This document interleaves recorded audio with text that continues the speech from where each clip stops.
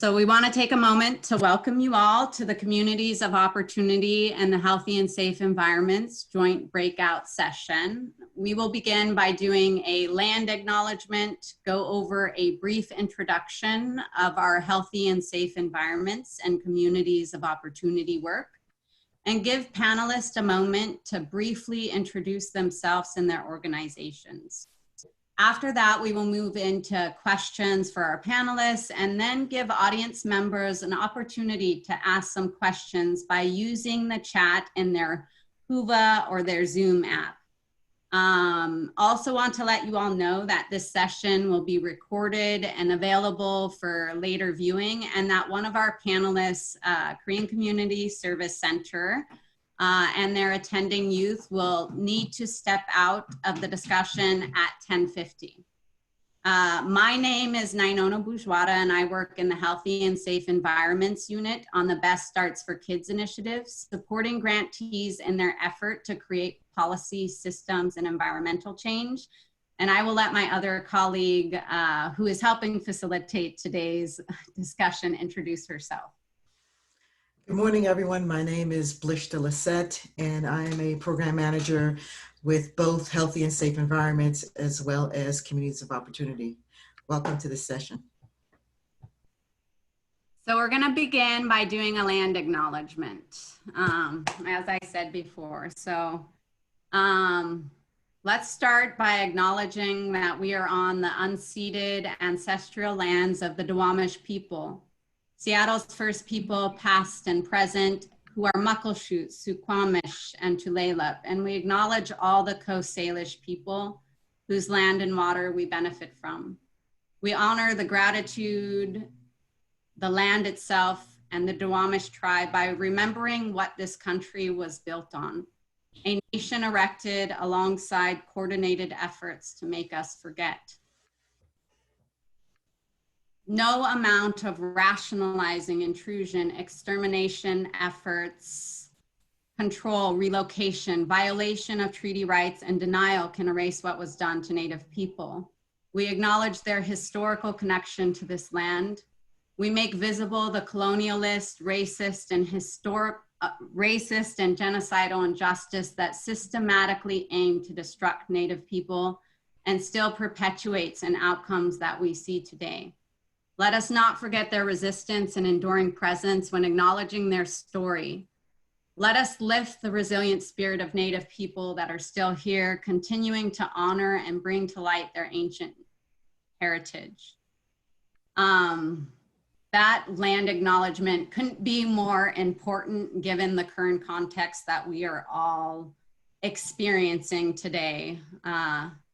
Now more than ever with the COVID-19 pandemic and the unrest since the George Floyd's murder, across our nation and our county, people are acknowledging the disproportionate and unjust outcomes for Black and Brown communities, and are listening to the urgent demand to address those systemic inequities.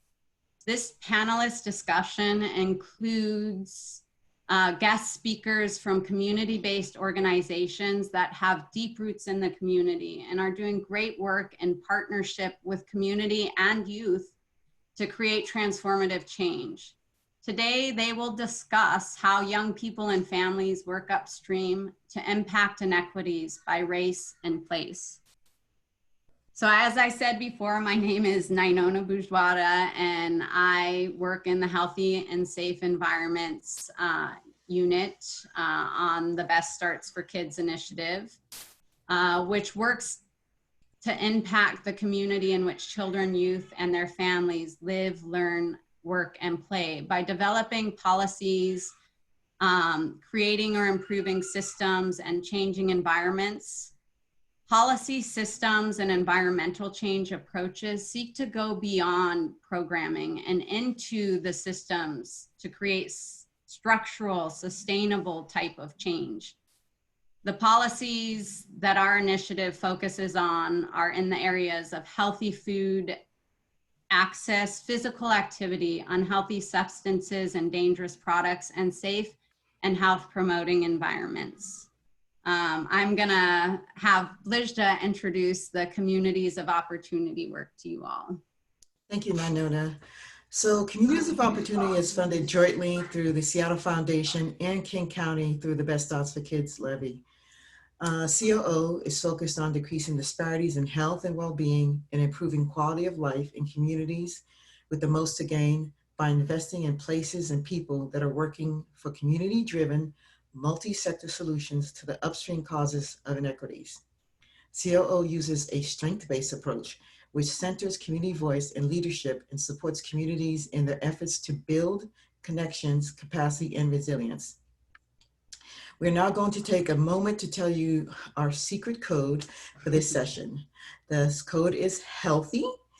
Make sure to write it down, and in case you don't, we will have it posted in the chat. We will now invite the panelists to introduce their organization and their HSE and COO work. So why don't we start with Mona? If you would introduce yourself and your organization, please. Good morning, everyone. My name's Mona Han. I'm with the Coalition for Refugees from Burma. And I started CRB in 2009, mainly due to systemic gaps in serving newcomer communities such as refugees and immigrants, especially in education and systems navigation. We started serving refugees from Burma, where I'm originally from. But 11 years later, today, our programs and our work has evolved, and we grew to serve approximately 500 newcomers, mainly immigrants and refugees from 16 countries and 19 language groups the last time we were counting. Our programs are from cradle to career, but as I mentioned, mostly in education, family support, and advocacy. The main part of our youth program is Refugee and Immigrant Youth Advisory Council, which the acronym is REACT, R-I-Y-A-C. And I'm really honored to share that two of our REACT leadership have been joining us today, and their names are Mawari Sayed, who's the co-president of REACT, and Trem Vu, who's the secretary of REACT. They will be introducing themselves in a little bit. REACT is a team of 14 to 25-year-old youth living in South King County and addressing systemic inequities by engaging with policy makers and driving systems change. So I would refer to Mawari to introduce herself, and after that, perhaps Tram can introduce herself as well. Thank you. Good morning, everyone. My name is Mawari. I'm from Afghanistan. Currently, I'm a senior at Kid Meridian High School. I've been a part of CRB for about 4 years now, since my freshman year at high school, and a part of REACT for about 3 years now. And currently, I serve as the Vice President of REACT. Good morning, everyone. My name is Trem Vu. I'm originally from Vietnam, but I currently live in Kent, and I'm a senior at Meridian, just like Maury. This is my first year joining REACT, and I'm an internal coordinator, which I help communicate with members to keep everyone on the same page. Welcome. And so now we'd like to have introductions from El Centro. So Adriana.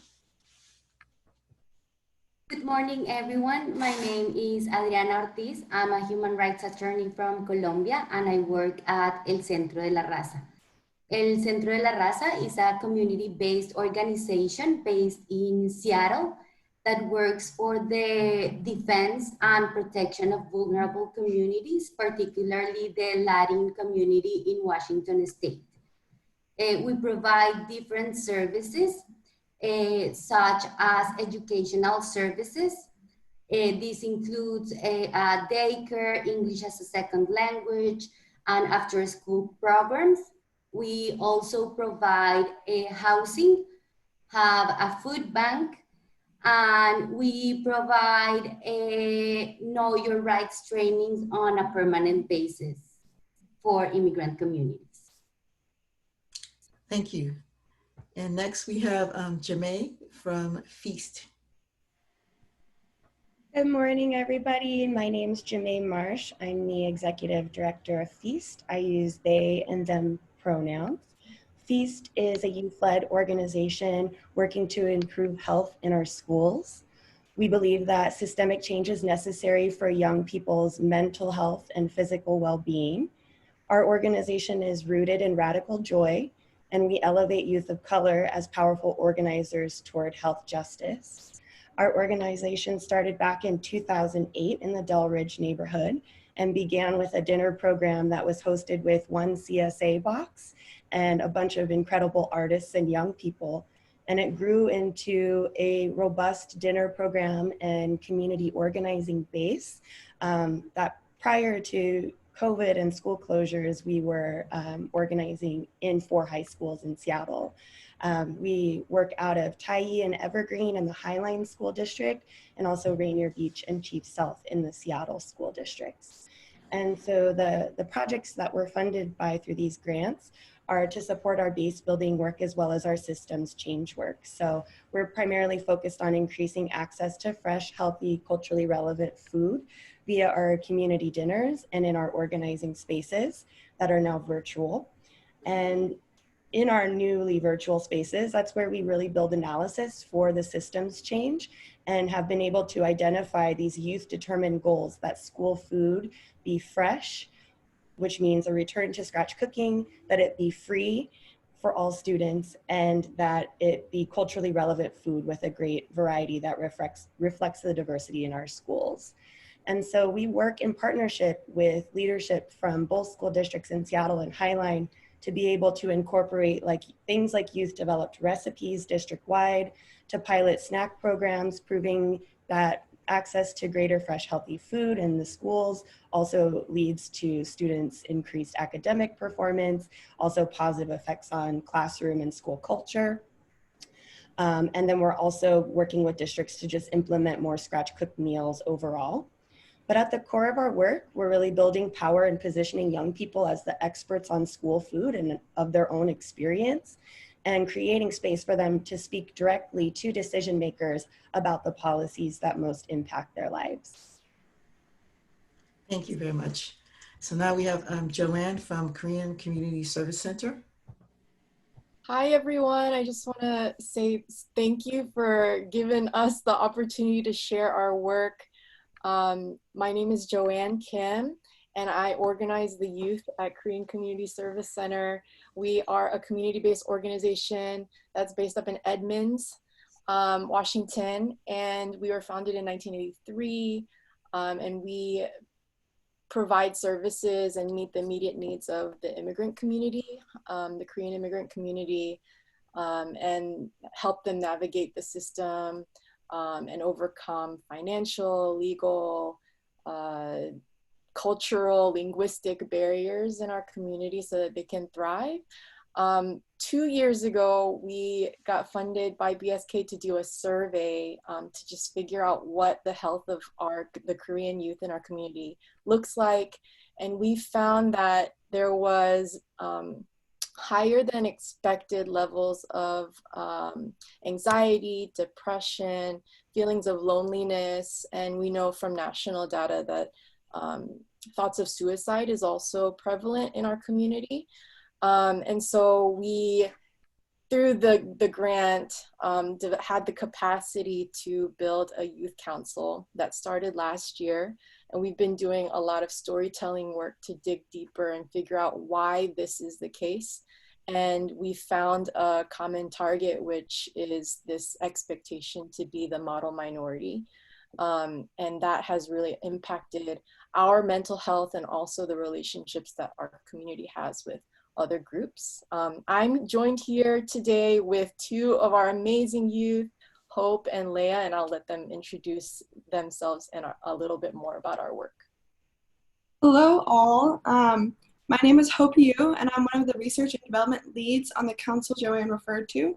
I'm a junior at Garfield High School in Seattle, and the council, we call ourselves Youth Can, spelled youth, but the Can is K-A-N, as in Korean Action Network. This spelling and play on words refers to our organization's aim for Korean youth to take action together. We began this journey of addressing the need to change these pressures that negatively affect the mental health of Asian American youth about 2 years ago. We conducted the survey that Joanne mentioned to get a better sense of what our community needed and what it was missing. The biggest takeaway was that people needed their stories to be heard. They had been suffering in silence for far too long. From these findings, we held a camp, conducted a forum, and headed a gala, all with the mission of telling and sharing stories. In the background, our team was planning the way in which we would address the policies that silence these stories, the legal and social laws that held the Asian American community back, not allowing their truths to be heard. By the time COVID hit, we had come up with a couple different aspects of our lives that, if changed, could significantly transform these youth's lives.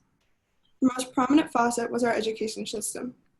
The model minority myth perpetuated by both parents and educators playing a huge role in the mental and physical well-being of our youth.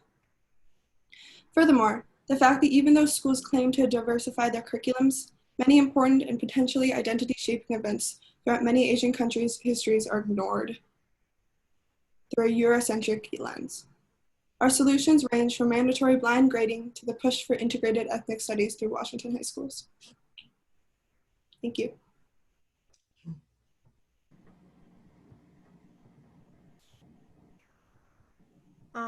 Hello, my name is Leah. I use they, them pronouns, and I'm one of the youth creators on the council. Thank you. Okay, so now we're going into the question portion of our discussion. And I have 4 targeted questions. I will not ask the questions to every single participant, to every single presenter.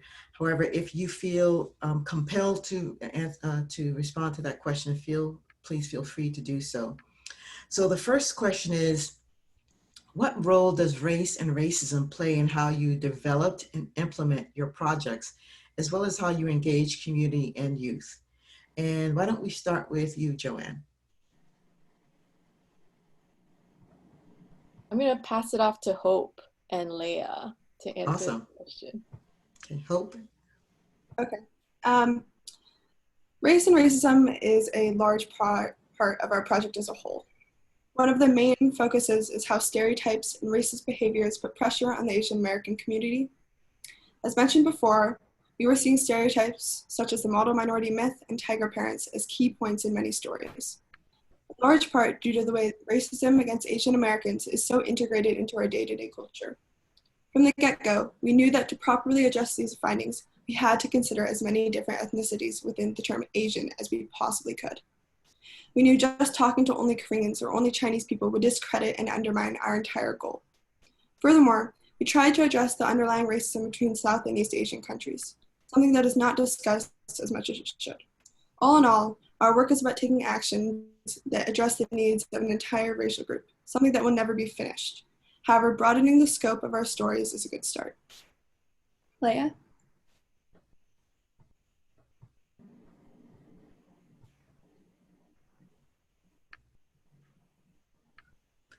Leah, you're on mute. Okay, go ahead. Yeah, I just noticed. Okay, we've also been acknowledging how much anti-Blackness is within the Asian communities, and whether that's from elders telling us that we can only date other Asians of our own ethnicity, or that we cannot date Black people, and that could be even if they're partly Asian. We've been acknowledging how there are Asian businesses in America that are worried more about how the Black Lives Movement protests might affect their businesses than what these protests are fighting for. We've been acknowledging how there are Asian parents who don't want their kids to attend these protests and may not even understand why they're important. We've been learning how to be better allies to the Black and Indigenous people through reading and through our actions. Thank you. Jemay, would you like to respond to this question? Yes, thank you. Race and racism very much informs our work, where we do our work, and who we work with. Specifically, when we build our analysis around food justice in Seattle and nationwide, we talk about it in terms of food apartheid. Maybe you've heard of food deserts, or areas that have a disproportionate lack of access to grocery stores and fresh fruit and produce. But we talk about it in terms of food apartheid. So that lack of access to quality fresh food is a systemic issue that is rooted in racism and is most impacting communities where they're low income and primarily communities of color, or overall having a low socioeconomic status. So we approach organizing with an inside out model. So those who are the most impacted by inequity and injustice are the ones leading the change efforts. And we believe that young people are the experts of their own experiences, specifically students of color. And so we're working with young people to center their voices, especially in South Seattle and South King County, which are areas that are also most impacted by environmental racism. The 4 high schools that we've selected to work in, we selected because they have high percentages of students of color, and they also have the highest percentages of students receiving free and reduced lunch. And Feast offers paid fellowships to 32 youth leaders, all of whom identify as Black, Latinx, API primarily, who are leading our base building events and speak directly to the decision makers about our goals around fresh food, free lunch for all, free breakfast and lunch for all students, and about the variety of food that's available. Thank you. So Adriana, what role does race and racism play in how you developed and implement your project, as well as how you engage community and youth? I would say that race and racism plays a pivotal role in our project. Our project with Best Start for Kids focused on the inclusion, protection and empowerment of immigrant communities, particularly the Latin community here in Washington State. And to achieve this, we have developed 3 different lines of action. The first one is the promotion of sensitive locations. Sensitive locations are places where immigration enforcement actions have restricted access, and these places include schools, hospitals, churches, and public demonstrations. And we also provide Know Your Rights trainings for immigrant communities, so that they know and they are informed that they are barriers of right in any type of situation before immigrant authorities, but also if they are victims of gender-based violence and regardless of their immigration status. And we're also, our third line of action is the emergency safety planning, by which we help families that are at risk of being detained or deported because of their immigration status to assign someone to protect their kids and their assets here in that they have acquired here in the United States. And we start all this with this project, and we developed this project because after the last presidential election, immigrant community was particularly targeted, was being threatened by the federal administration, and this has created hate speech about immigrant communities against who is different, and particularly against the Latin community. So we decided to start promoting or doing this type of activities in order to facilitate a structural change against racism and against hate that immigrant communities are facing right now in these hard times. Thank you. So earlier, Nynona talked about, sort of the 2 pandemics that we're facing, COVID-19 and racism. So how has your work changed since the COVID-19 pandemic hit and the George Floyd killing sparked protests, causing a surge in support for the Black Lives Matter movement? Joanne, do you want to get us started? Yeah, we did a lot of online work. We shifted and we started meeting more, actually. And we shifted in our content a little bit from when we were talking about our mental health due to the model minority myth and internalization of that to really going with what was happening in the world. And we were doing that because we were being responsive by holding space for storytelling. So I'll let Hope or Leah talk a little bit more about what we've been doing. I'll go first. We've all gone to anti-racism trainings. This is the second question. Okay, we've gone to anti-racism trainings to learn about how the protests affect Asians and how history shows Asians and Black people protesting together. We've learned more about how the model minority myth has a negative impact and brings down other people of color. Lastly, during the training, we've learned more about the school to prison pipeline, which brings Black students to jail and doesn't allow them to learn. Hope? So first and foremost, as many of you probably experienced, all of our work had to go online. We went from having monthly meetings in person and planning for large events to weekly online meetings that consisted of us kind of scrambling, trying to change our focus while keeping our same goal in mind. A couple of months into COVID and our isolation, the protests began and we knew our aims had to shift. After taking a couple of meetings to talk about where our support for the Black Lives Matter movement lay as Korean Americans, we knew that we had to address the complicated history between the Korean and Black population. From the murder of Latasha Harlins to the protests against Japanese internment, our histories have been intertwined for quite a long time. Additionally, the divisive nature of the model minority myth prioritizes East Asians in the American social structure, and right now that is exactly what we don't want. Taking this into consideration, we went into our own personal Korean American community. We sent postcards to family members, pastors, school board members, teachers, local organizations, and many more. The basis of this postcard was to put aside your differences because the Black community needs your active support, and it is long overdue. And Joanne is holding up the front of the postcard made by Rachel. Yeah. Beautiful. Thank you. So Jemay, tell us about Feast and how have you worked through these changes? Yeah, thank you. Well, COVID-19 really brought significant changes to the way that we do our work. Since we were primarily organizing in schools, going out to the schools and meeting with youth leaders every week, we were not able to do that once schools closed due to COVID. So like many others, we shifted to online organizing. We were meeting multiple times per week with students, both individually and as a group.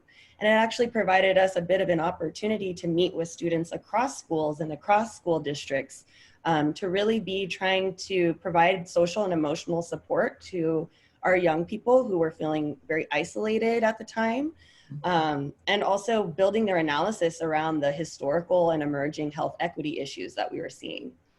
And our food access work also had to become mobile. So since we could no longer offer dinners in the schools, we began offering free groceries to families that are in and around our 4 schools in South Seattle and South King County. So through our free grocery delivery service, we connected folks with culturally relevant, free, fresh food by families just submitting their grocery lists to us. And through over 200 volunteers, as well as our staff, we were able to serve over 800 families between March and June. And more related to the murder of George Floyd, our work has always been rooted in racial justice. But when we pivoted towards online organizing, it was also an opportunity for us to make connections between how low quality school food really feeds the school to prison pipeline. And we've known and saw through COVID how important school food is, because when school food was no longer available to students, it really deepened their food insecurity, which was why we knew we needed to step in and really make sure that all of the access, some of the access issues were being addressed, and that students were having access to meals. But also, we began organizing with WABLOC and with Black Minds Matter, a student group out of Rainier Beach. and were successful in getting the school district to end their relationship with the Seattle Police Department. We did that by, forming this new coalition, collecting over 20,000 signatures via petition, and also meeting with school district decision makers, such as members of the school board, and them really seeing young leaders from Feast and from Black Minds Matter as kind of their advisory board or experts on their own experience of what policing in their schools is like. And a lot of these stories were maybe unknown by leadership who hadn't always heard or listened to the voices of young people when making decisions about these policies, such as having school resource officers in place. So we are continuing that work also in the Highline School District, asking the district to end their relationship with the King County Sheriff's Office. And the primary goal is that they take these budget items and redirect them into supports for our students. So more supports for mentorship, their social and emotional health, their mental health, and really seeing more money going back into creating fresh, healthy food options for all students. Because we know through our Feast collected data that students aren't, only a quarter of the students on free and reduced lunch are actually eating the food. And the reason that they don't do that is because it's not fresh. Sometimes it's literally spoiled. Sometimes it's literally still frozen. And then they're going out into communities that are heavily and over policed. They're going into grocery stores where they're being followed and targeted, and they're coming back to school and they're either not let into class with their food after a very short lunch break, or if they're late, they might get detention or tracked into truancy court. And so that's one of the ways that not having access to food, which should be a right for all students, and this service should be serving them as well as it can be, that it's actually kind of forcing them to go out in communities and subjecting them to more policing. So that was a real opportunity for us to highlight that this is not a pivot in our work, but an extension of our work, and really just trying to focus on health equity for all students, but especially for students of color that are disproportionately affected by this. Great. So one of the reasons that communities of opportunity and healthy and safe environments are doing this webinar jointly is because we both focus on impacting inequities through policy systems and environmental change strategies. So what do you see as benefits to focusing on policy systems and environmental change strategies, especially considering current context? So Mona, could you tell us your thoughts on this? Yeah, so, it's kind of, I think, really important that, we know there is no better time than now, when the pandemic opened up the Pandora's box of inequities faced by the most vulnerable community members that we all serve. Systemic barriers, take hundreds of years to be erected and supported and maintained. And, usually when you say policy system and environmental changes, they're not short term, right? It takes hundreds of years to build systems. So it probably would take hundreds of years or more, right? But I feel that it's kind of prime now. We have a small window of opportunity during this pandemic to address the inequities brought on by the systemic barriers. And I would say, like, a very obvious example would be, for instance, we all serve children and students and families in schools. So they have, not everyone had technology access, and the pandemic required technology access, and parents also to be able to wear multiple hats. They had to homeschool their kids, wear educators' hats, as well as become tech savvy to be able to help their kids in their education. And I just read that there's like a quarter of the elementary school age kids in Seattle public schools did not sign on to learn virtually in the last couple of months. So, not every family owns a computer or have internet access.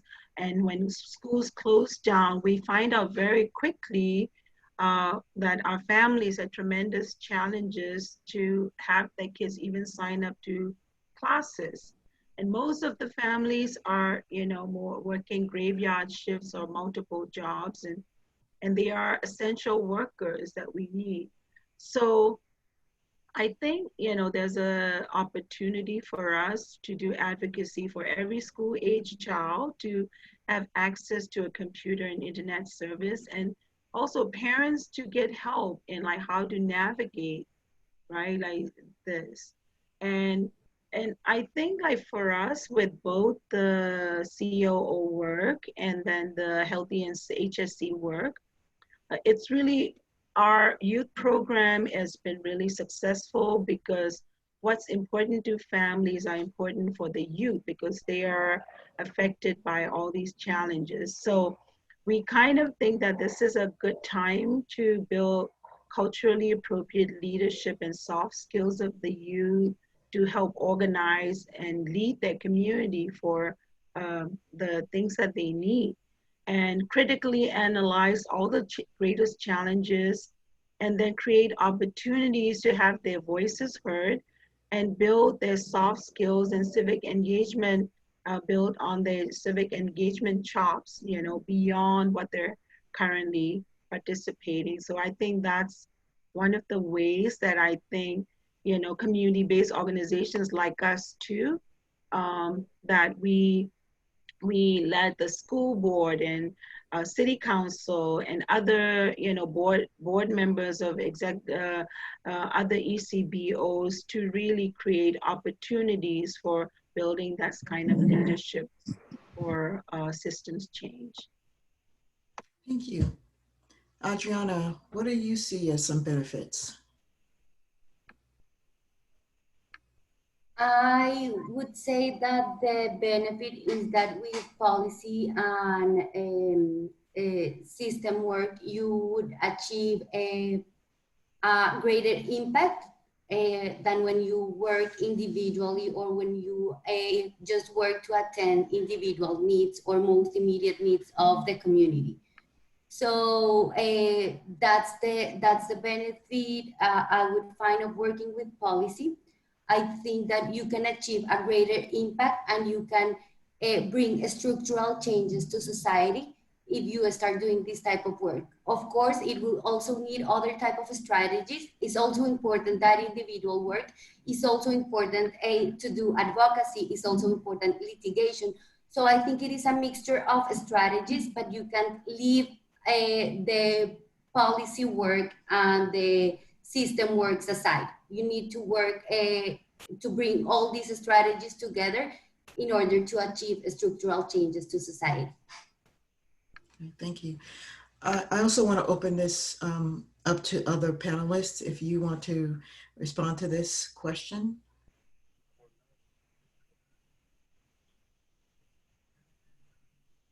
Okay, cool. So our final question is, what are some of the challenges you face in doing policy and systems work? Let's go back to you, Mona. Yes, so for us, you know, as I mentioned previously, it takes a lot for systems to be built. And, you know, anytime you try to attempt to change systems and policy, you get pushback, right? Like, because there's comfort in keeping the systems intact and keep the status quo. So for our REACT, Refugee and Immigrant Youth Advisory work, we face many challenges and adversities along the way. But I think we also believe that it really helps our youth hone in on their strengths and be creative and build on their characters.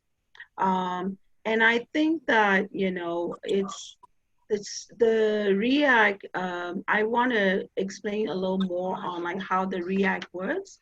REACT is a youth advisory council that meets monthly, and they bring up community issues to the council meetings. And they are about 20 youth with 4 main topics that they look at are subcommittees on health, education, housing, transportation. And so what they do is, they brought these challenges that they discuss, and they come up with creative ideas to go and address them, or we help them connect to elected officials and policymakers and city councils or board chairs or school board members. And they do their project pitch, and whatever projects that they need to do, we find funding. CRB finds funding to support them. And the youth also get stipend to participate, because we think that is a way to address inequities, that they are giving up their time and talent to do that. And we have REACT leadership, Marwa Reed and Tram, and I would like them to each to give examples of some of the challenges that they have faced and how they have overcome those challenges. Marwa Reed, would you start? Sure. Okay, so as one of the challenges that took place, it was an incident that took place back in 2017, where there was a hate comment written on bathroom walls of Kent Meridian High School, targeting the Muslim community of Kent Meridian High School. So a lot of Muslim students weren't feeling safe, and they felt threatened on that day. So the comment said, "All Muslims dead by October 31st," on one of the bathroom walls. So a lot of students from Muslim community would come to us and talk to us about it. And the school didn't really take that comment serious. So we had students come to us, and I and other youths from REACT called the Kent School District and the principal to invite the mayor to address this problem, and to also give students that feeling of that schools are safe to come and the threat. So we had the mayor come in and talk about this problem and address the issue. And another challenge that we faced was back in 2018. There was an Afghani in Kent. She was crossing the streets and she was pregnant. And there was an accident that she and the baby in her belly was they both passed away.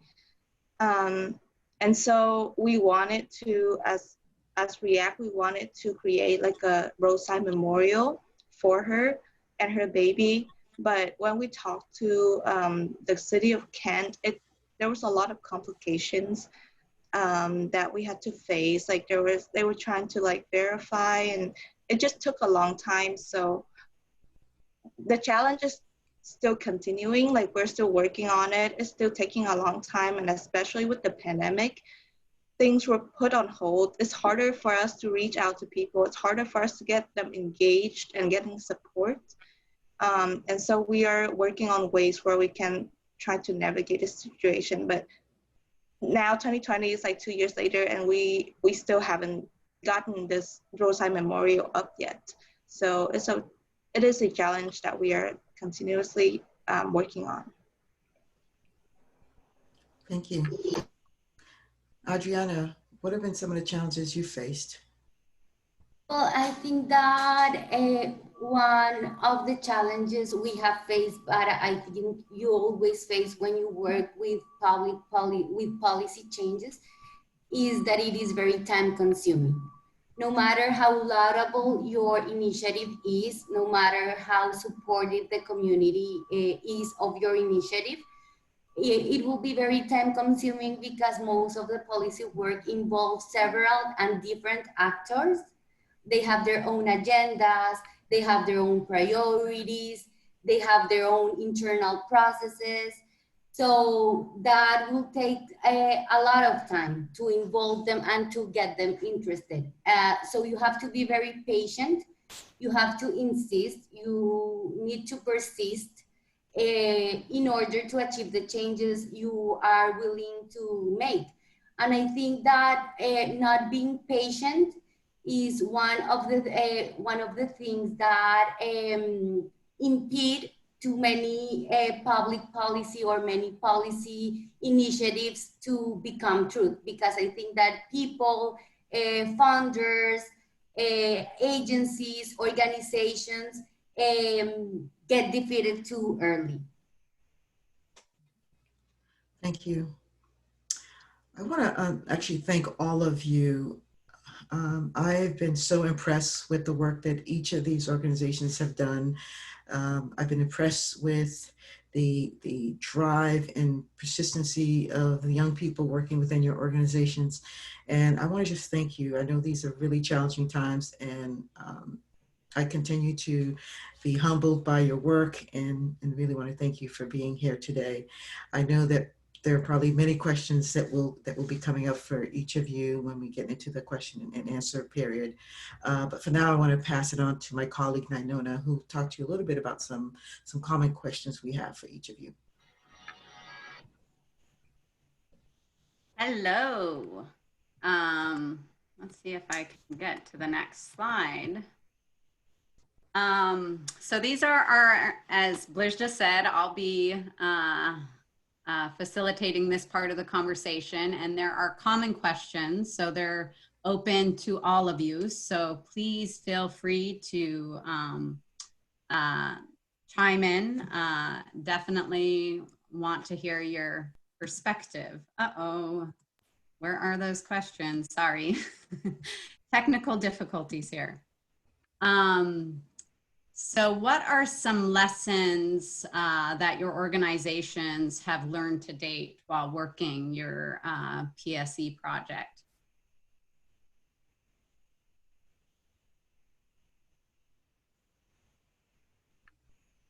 I can start. Thank you, Mona. I was going to start calling on people, Okay. but I thought that's not part of the rules, so. Yeah, so I think, like, you know, we have been working with youth leadership training, and the Refugee and Immigrant Youth Advisory Council has been running for a couple, 2 to 3 years now. And I think what I've learned is, for us youth serving organizations, it's really important to keep youth at the center, because this is about them. It's not about us or like my organization's program. And it's really important that we create even staff positions for youth to really have their voices be authentic. And then we have to provide them with meaningful and appropriate support. That's another thing that I come up with, because, you know, I mentioned about we providing stipends, and usually people always say, oh, youth should volunteer, it can go on their resume. I mean, I really don't think we should take things free from communities that are still in a lot of need.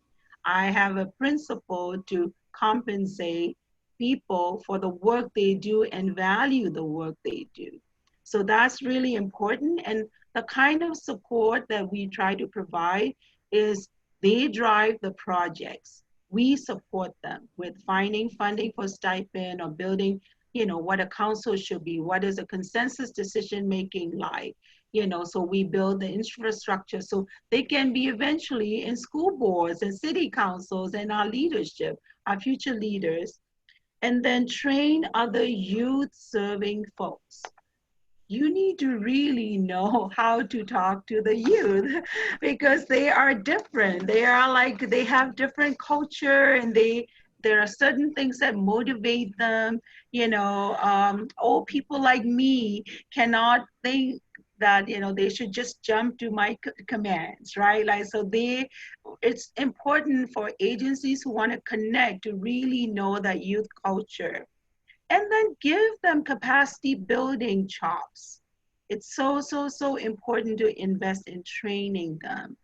And mental health is another one, that self-care and mental health for the youth, because this is not easy times that they're living in. And always for them to really demand how to care for themselves, how to ask for what they need. That's a really good opportunity. And I can't stress enough on in the importance of intergenerational learning. every opportunity we get, I would like to put our adults and youth together because we learn from each other. You know, they bring in ideas that I would never have thought of.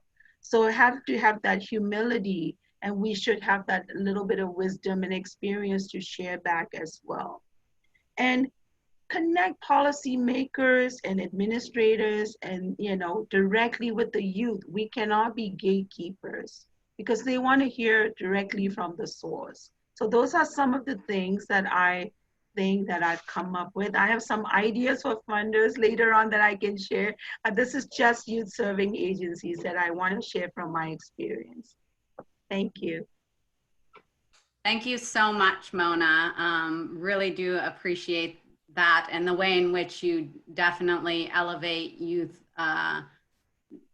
at the center, both in the planning and the implementation, and seeing those youth do presentation to policymakers, decision makers has been so inspiring. They go up there, they're presenting to community, presenting to the decision makers, and they're doing it with so much confidence and in a way that is very, very inspiring. So we definitely appreciate that.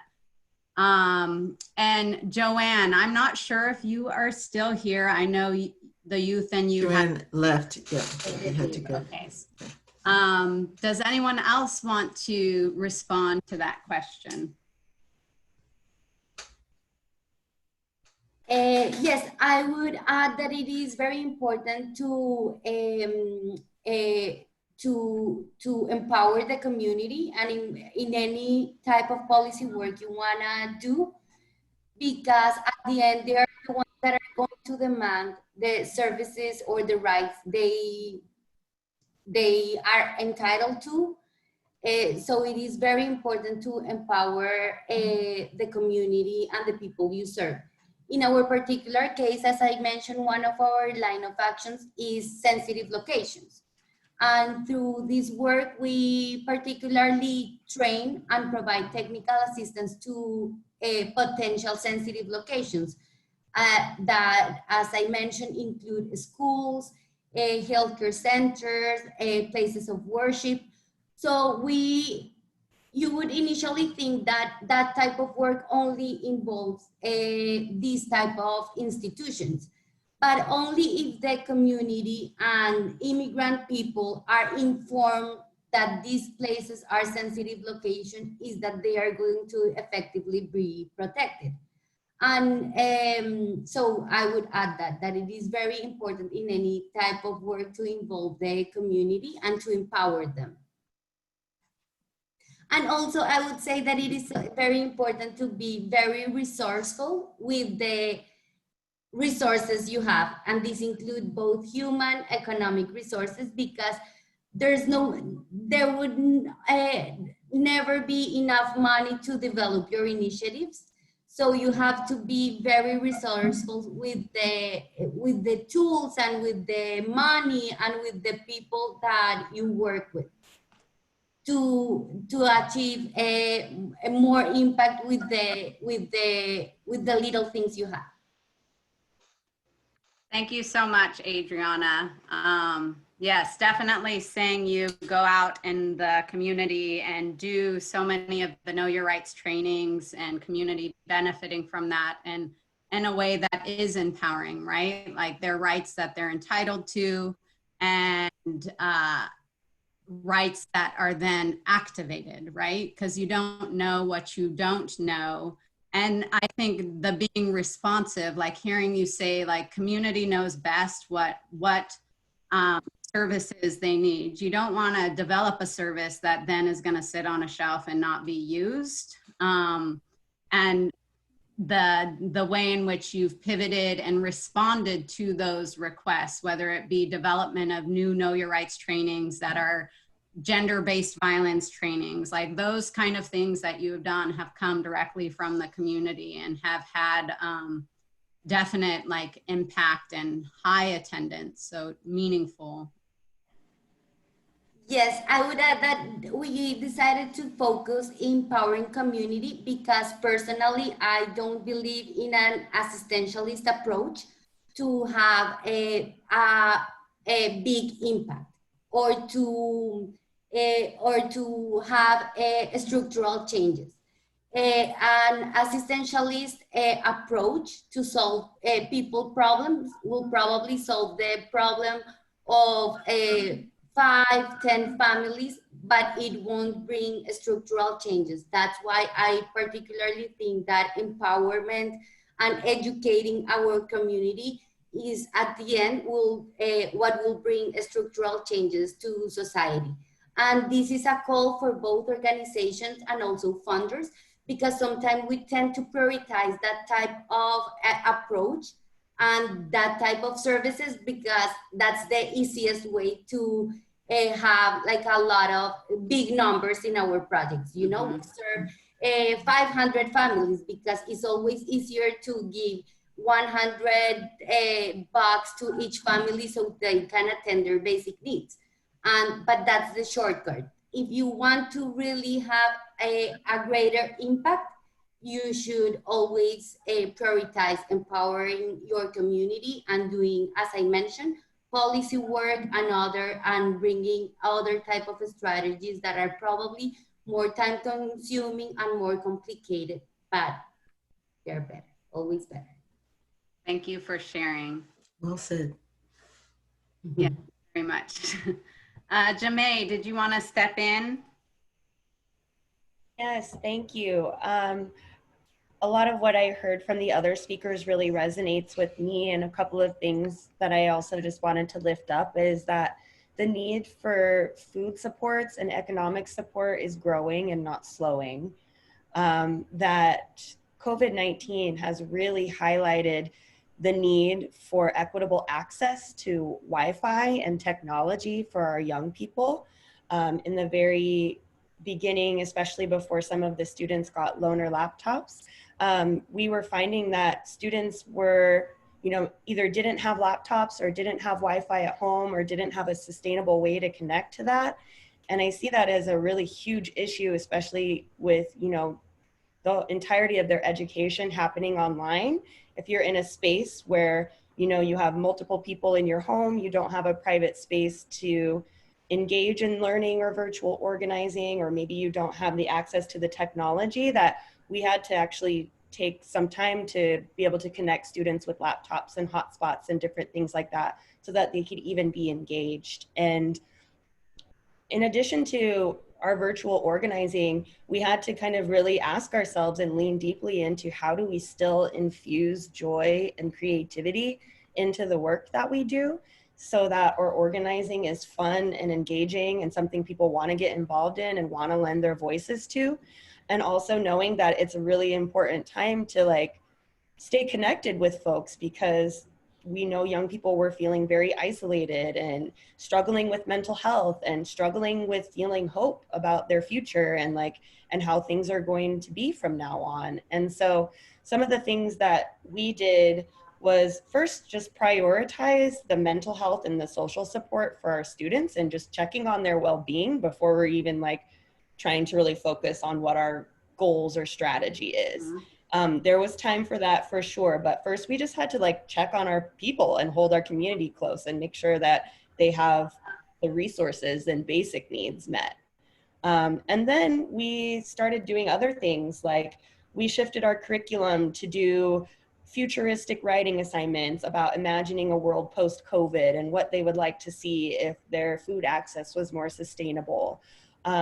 Youth in Feast also created a COVID cookbook that featured recipes for their favorite comfort and struggle foods and shared those around with each other. And so those were just some ways that we built analysis of what's happening at the time, but also prioritize and centered creative ways that young people could share their experience with each other and build community around that, but also feel really supported in their own way. And I think this time also just really highlights how we need more platforms for youth storytelling. Some of the youth from Black Minds Matter and Feast, and primarily students at Rainier Beach, hosted a webinar where they organized over 100 folks in community to participate in a 3-hour teach-in about the impact of policing in schools and what alternatives they see for the future. And so it's so important that when youth have those platforms to be able to share their solutions, that they really do know what is needed, because again, they are the experts of their experience. And a lot of what we heard when we spoke to decision makers was that maybe they hadn't heard that policing was such a problem, or and primarily, I guess I want to assert that the absence of the story is not the absence of a problem, but really it's just the absence of those structures so that youth voices are being heard and not ignored. And so the more ways that adult allies can support youth voice in all of your work or your policy work or your programming, and centering the ideas for youth that youth have for how to make it engaging, the more you can do that, the better. Wow. That was really deep. And I think definitely speaks to the importance of the work and thinking about things upstream, as opposed to reacting, right? Like the access issue and how access is something so important. And if you don't have access, those disparities and the gap is going to be widen. So you've got to think upstream and take it to the, say, policy level to change, like ensure that everybody has access. And then you speak about the kind of prioritizing the mental health, right? Like projects and deliverables, they're very important. They're part of the effort and they lead to transformative change, but you're not going to get to that if you don't prioritize the people. And so hearing like the emphasis on relationships being something. And then you go into, what was that quote? Just because there's absence of a story doesn't mean that there's absence of a problem, right? And I think just during this pandemic, right? We're in this pandemic and I'm in the professional and the school, right? Like we are like, we have this personal story, and this personal story is being seen at a greater level because we're so isolated and the platforms in which we have to engage, right? But like the elevation of like story, like if you think of it in terms of the professional sense, we're not just the professional person, right? Like and worker, we have a story. Students have a story. And that kind of need to elevate their story, to kind of analyze and assess like what the problem is so important to resolving the problem. And I think that was just beautiful in terms of thinking about like, what is PSE? It's not like numbers, it's like the story of the process, the person, that was powerful. Thank you for taking us there. So we'll move into the next question. And this question again is open to everybody. And it's kind of forward thinking, as you said, Jamae, like we're trying to reimagine what is the future going to be like after COVID, like where will we be? So the question is, where are we heading in terms of strategies to create systemic transformation? And what are some ways that Best Starts for Kids, the COO and HSC team, can better support that type of work? So I'll let you all identify who goes first.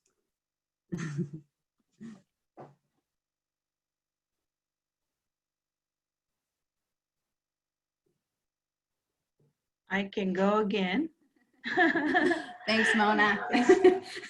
Yeah, I think that, I would like to first thank Best Stars for Kids for allowing to do this kind of work. I come from industry and I never really knew much about social work and nonprofit work until I founded this organization. And everything when I discovered was about numbers game and direct service deliverables, which are really important. We have to feed people when they need to eat. But this kind of COO and HSC policy systems work is really make us dig deep and figure things out. And I want to really acknowledge and show how grateful we are that we have this opportunity to do this work. And I think that if I have to suggest and recommend, I think that like what you're doing, invest in like long-term broad-based change, because in sectors, you know, it's really important because one problem is connected to the other, right? Food access and technology access and other accesses, healthcare access, they all are access and information. If we're deprived of information and access, we're kept in the dark, right? That's what systems do. And another thing is be informed and patient because things move at lightning speed in communities, right? There's one crisis to another and another thing. Now they need diapers, now they need food, right? So sometimes even though we have targeted deliverables and outcomes, we have to segue and meet communities' needs. So please be patient. Sometimes we take a little longer because we're learning to partner with 7 other organizations that we've never worked with and things like that. And I believe that also to invest in youth voice when you get input and feedback. Don't just come to EDs like us, you know, make sure you insist on like, who are the youth that you're serving? I would like a representative there because I want to hear directly. And you can really demand that they won't be bothered. I think we are responsible to really make them front and center and fund youth projects with any organizations that serve youth, and be flexible again with funding requirements, you know. And another thing I think is like we still live in this blue bubble of King County. If there are other statewide collaborative efforts for people in Eastern Washington and other places that don't have as much resources like we do, please support those kind of projects because we should all be learning from each other, right? They should be teaching something to us as well. And invest strategically in research, training, and technical assistance. None of the projects that I work on fund research. And research is so important for me to even say something valid to you that this is a problem, right? So I would really want to see, you know, maybe not immediate results, but like something that really requires us to dig deep and tell you the true story of issue. I think that's something that I wanted to share. And also another thing, as we always say, is be realistic about the staff time necessary to make youth engagement meaningful. Believe me, I have to text, call, FaceTime, WhatsApp, use every possible way to get them engaged. It's not easy, right? And each youth have their own way of communicating. So please understand that I might want 20 youth in the room and only 7 might just show up. So I just wanted to share those. Thank you. Thank you, Thank Mona. you. We have a couple of questions coming in from the audience. So I'd like to jump into those questions if that's okay. So one question is, hi, I would like to know how you continue to be encouraged and to do the work in the midst of systemic oppression that is seen in the school systems. It's a big question.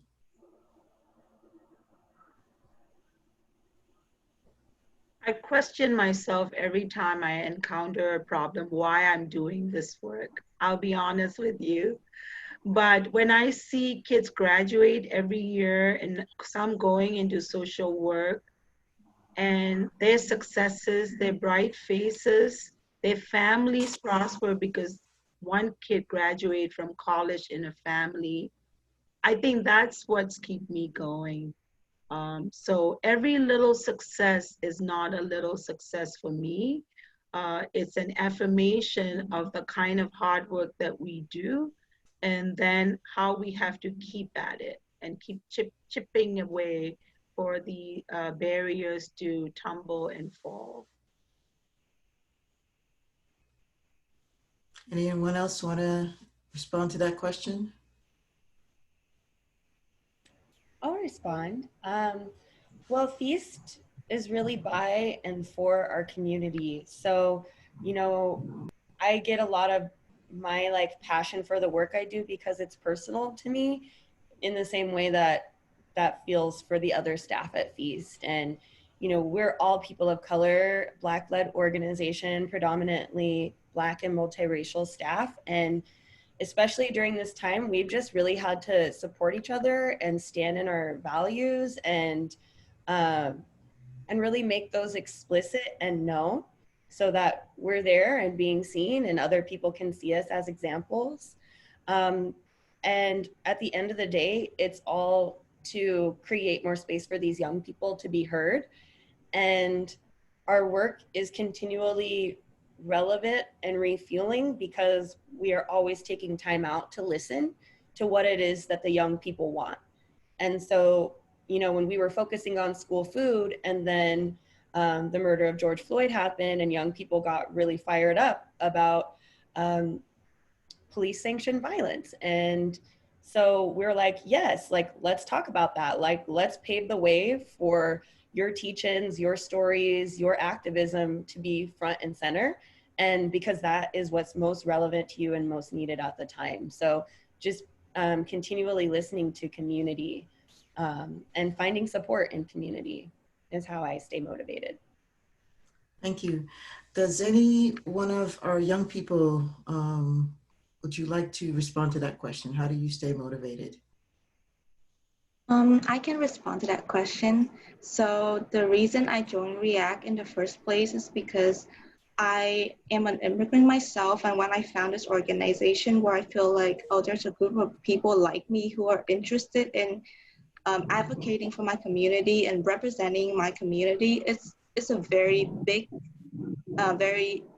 value that I hold.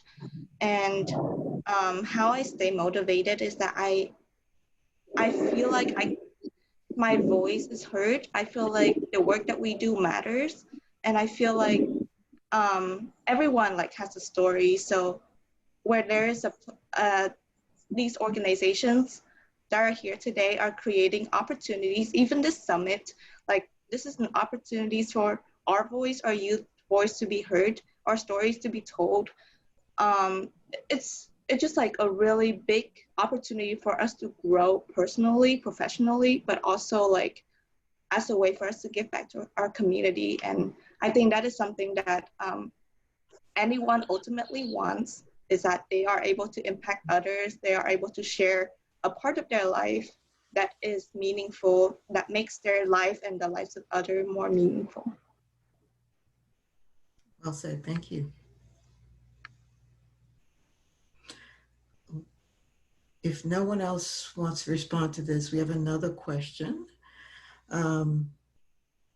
This one is, what is the role of parents or guardians in engaging youth, and particularly in advocacy work? What do you see as the role of parents or guardians?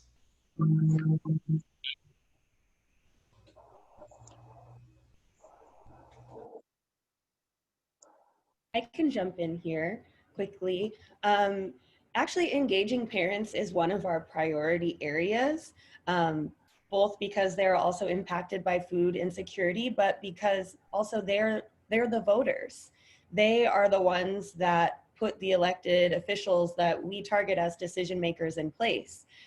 So it's important that they understand the value of our work and that they are able to have access to vote and have the political analysis to vote for folks who would best support their communities.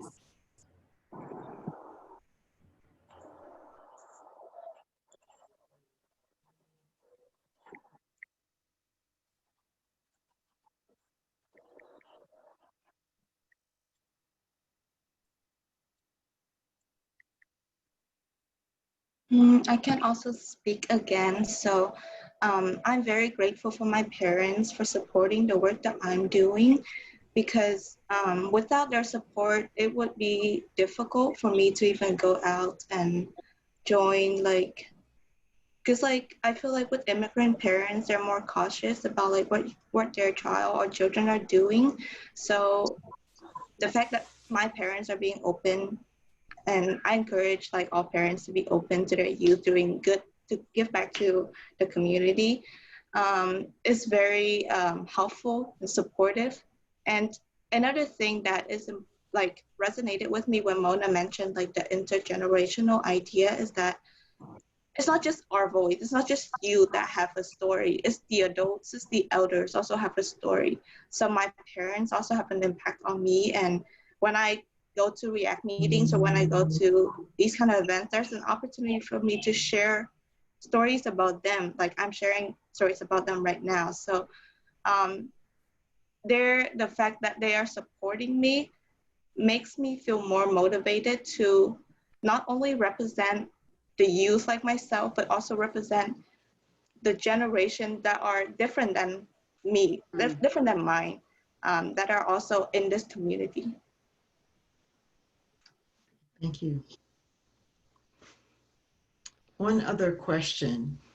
If you had one thing that you would like BSK, and so that's COO and or HSE, to do differently, what would it be?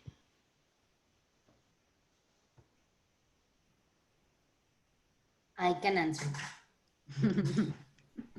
Well, first of all, I have to say that I'm very thankful with Best Start for Kids for its support.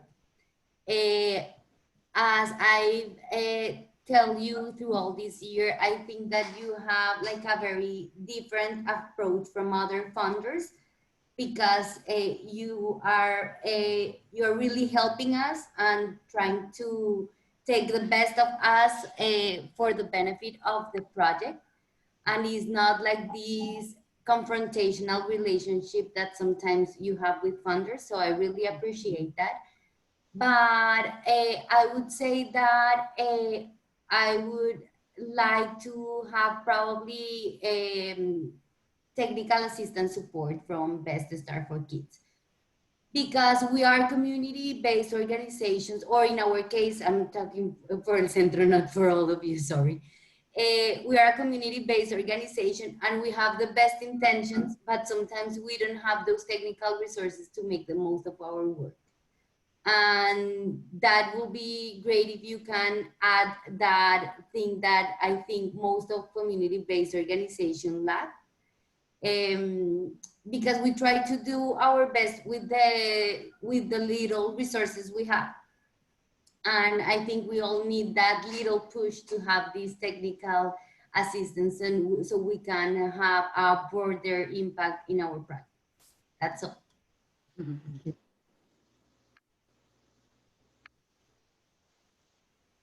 Anyone else? I also want to chime in and just say it's been really amazing to work with Ninona throughout this process, and both have support in and the flexibility to be able to pivot our work, because it fundamentally couldn't happen in the same way once schools closed, which meant for us changing some of the deliverables or being flexible about how they're met if we're hosting a meeting virtually versus in person, and trying to achieve very similar goals. And so that was really helpful to have somebody who knows our work and supports our work be able to help us in making meaning about how new ways we're able to impact the community. And I think this could be a good example for other funders in the way that they work with organizations. And to that, I would just add generally about the landscape of how we get funded for our work, that, you know, we're trying to change systems and the conditions in which we work, but a lot of the funding structures are still the same, and, you know, are not always as flexible as we need them to be, especially during this crisis. And so I would say that just overall, the administrative load of managing funding and grants is tremendous. and if there were ways that that could be changed to lessen some of the burden around that for the organization, so that we can focus on our capacity for doing the amazing work that we do for our community. And so just really seeing like any ways that we can advocate for changes in funding structures, or the ways that grants are administered, or the workload that we have to do, is also part of our work in systems change. Thank you. Yeah, I'd like to quickly second Jimmy, because BSK is setting a really high bar for other foundations and funders who are still sticking to traditional ways of looking at philanthropy. So anything you do to convene and voice your ideas and share your successes and challenges for us to all be able to better serve our communities, I would really appreciate it. Thank you. Those are all the questions that have come in. I would like to just give you an opportunity to, if there's one thing that you wanted to say that you didn't get a chance to say, feel free, this is the time to do it. And if not, then we can go into closing the session with Nainona. So if you have something to say, please feel free to jump in now. Can I say something? Absolutely. Yeah, so through this whole protest and pandemic, I feel like I learned that changes start also at the individual level. And so it's great to have like everyone collaborate, but also like being able to create change at the individual level. Like you can educate yourself, you can, like, attending the summit is one way for me to acknowledge change, acknowledge that things that need to improve, and educate myself. And everyone can contribute their voice, their ideas. Everyone can give to, in one way or another, give support, either verbal support, or it could be like donating to charities. I think all of those things count as a way to change the community. So once we can start the change at our individual level, it would be much more effective, in my opinion, to work together and create bigger changes. Okay, thank you. So Nainona, you're taking us home. Beautifully put, Tram. Thank you so much. And we're doing good on time, so I think we're going to end on time. Thank you, everybody, for attending, mostly to the panelists. You all are just amazing people doing amazing work, and working upstream in a way where community and youth are leading. Like, they're doing the planning, they're doing the implementation, they're creating the transformative change that is so necessary in the world today, in our county today. So thank you so much. Thank you for your willingness to participate in this discussion. We also want to take a moment and thank everybody who attended this session. The fact that you all are here is a testament of your commitment to creating systemic change towards racial equity. When we started this panelist discussion, we opened up by acknowledging the resilient story of the Duwamish Coast Salish people on whose land we reside. And let that lifting up inspire us to continue to the fight to call out the injustices that this country was founded on, the racist systems of white supremacy that continues to perpetuate in our government institutions and laws, and make a commitment to collectively work towards changing the racial inequities that continue to exist for the resilient Black, Indigenous people of color in our community and across this nation. Again, thank you so, so much for participating. We hope you have a beautiful day. Thank you. And I just want to let the panelists know that you're getting lots of love on the chat. Folks are saying that this was really inspiring, and thank you, and continue to do the amazing work that you're doing. You all rock. Thank you for hosting this. Absolutely. Our pleasure.